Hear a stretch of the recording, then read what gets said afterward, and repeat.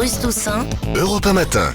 Il est 7h53. Stoppez votre moteur car voici l'humeur de Jérôme Commandeur. Bonjour mon cher Jérôme. Vous avez travaillé? Ah ben il y a un boulot énorme. Il y avait aussi aspirateur, stoppé. Oui, absolument. Enfin, il y a beaucoup de choses. Aucun rapport. Vos humeurs observent avec amusement le ballet des visiteurs qui aura lieu en cette fin d'après-midi à l'Élysée. Et oui, Bruce, être reçu à l'Élysée est en France un symbole. Le palais du 55 Faubourg Saint-Honoré est un des épicentres de l'actualité de notre pays. Tous ceux qui sont dans la lumière du moment peuvent y être conviés. Les raisons sont diverses. Des partenaires sociaux qui scellent un accord, un responsable de l'opposition venu contrer un projet de loi, des personnalités du monde du sport venant célébrer une médaille, des artistes du monde du spectacle qui se font remettre une légion d'honneur par le président, que c'est pas moi qui l'ai demandé, que je la voulais pas, mais que je suis venu quand même parce que c'est pas pour moi, mais c'est pour ma mère. Et je m'y attendais pas, mais je vais quand même vous lire un papier de 3 pages sur moi où je me lèche la poire.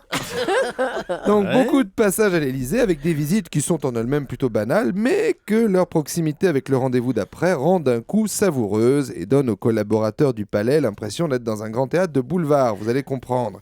J'ai donc pris la journée du président sur le site de l'Élysée, aujourd'hui 25 février, ça démarre... Janvier. 25 janvier, bien sûr, hein, qui démarre, je suis toujours en avance, qui démarre à 9h avec un entretien avec monsieur François Fondard, président de l'Union nationale des associations familiales. Espérons que le mec soit drôle, hein, parce que sur le papier, c'est un peu terne, hein, c'est un peu grisouille, monsieur Fondard. 10h, entretien avec Raphaël Hadas-Lebel, président du Conseil d'orientation des retraites, là aussi. Un petit texto est permis pendant le rendez-vous. On vous en voudra pas, monsieur Hollande.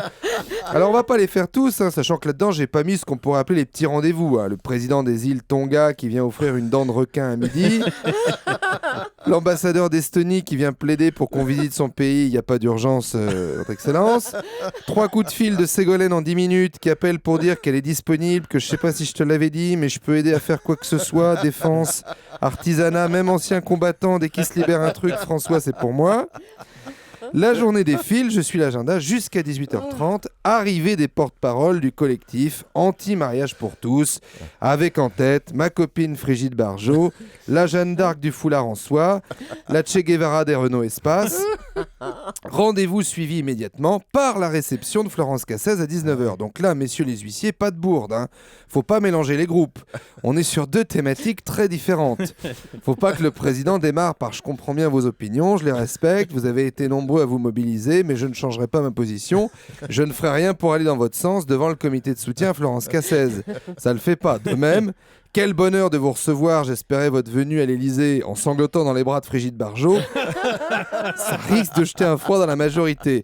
Bon, Frigide, elle serait contente. Elle pensait pas que son canular irait aussi haut. Donc, tant mieux. Alors, bonne journée, monsieur le président. Et si vous avez un coup de mou, il y a de la vitamine C dans la pharmacie au rez-de-chaussée. Merci et bravo à Jérôme Commandeur. Bravo Jérôme pour ce compte rendu anticipé de la journée donc, du président Hollande.